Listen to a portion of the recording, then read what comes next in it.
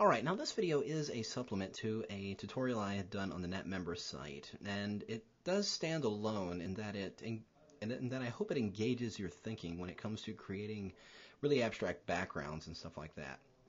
So I'm just going to show a couple of things that I go about just really kind of spinning the wheel as far as creating abstract backgrounds, because usually when I start, I end up in a completely different place than where I started, and that's just because of what I discover along the way. So in this case, I'm just starting with a simple blue background. And I'm going to go and create a new layer above that one. And let's go ahead and fill this layer with 50% gray. I'm going to press Shift Delete, bring up my fill dialog, and it will get me a neutral 50% gray there. Next, I'm going to go under the filter dialog down here to render fibers. Now, before I do that, I want to make sure that my foreground and background color are set to their default black and white, as they are right here. Go under filter to render, where is it? There it is, fibers. And I'm just going to go and leave the settings as they are, 16 and 4, and we'll hit OK. And then I'm going to go under filter again, and this time we're going to go to blur, to motion blur. I want to go straight up and down, so it blurs it along the path of the fibers, which is a straight 90-degree angle here. And I'm going to go in about 400 pixels on this one. And then we'll hit OK. Then I'm going to duplicate this layer by dragging it down to the new layer icon here. And then with that new layer active, I'm going to press my Control or Command T to bring up the free transform handles here. I'm going to hold down my Control key or simply right-click directly on that document, and we'll bring up my menu here. I'm going to go down to Skew, actually. And I'm going to go down. I'm going to start to, if I do this, you see that it starts to bend it in either direction.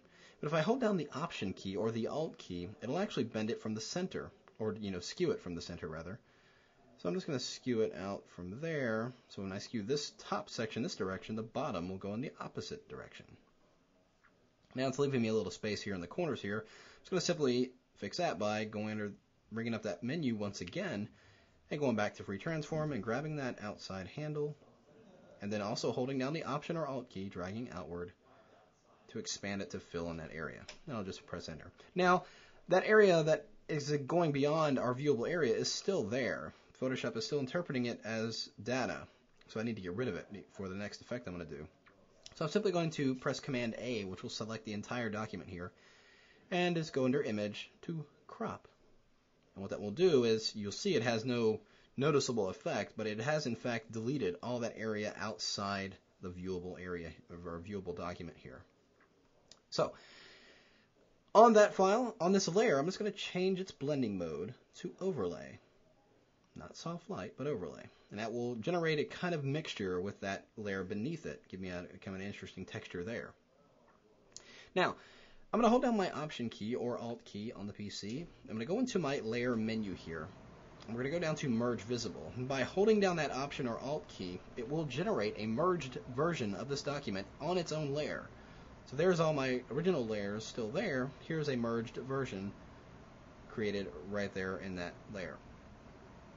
Now, I'm simply going to change this layer's blending mode to overlay. Let's perhaps try a different one. Hard light. Overlay was kind of soft and wasn't as contrasty as I'd liked it to be. So hard light looks pretty good. I'm going to go under the filter menu here and go under Distort, Polar Coordinates.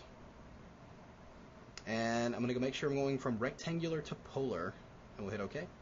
You can see the interesting effect we're getting here.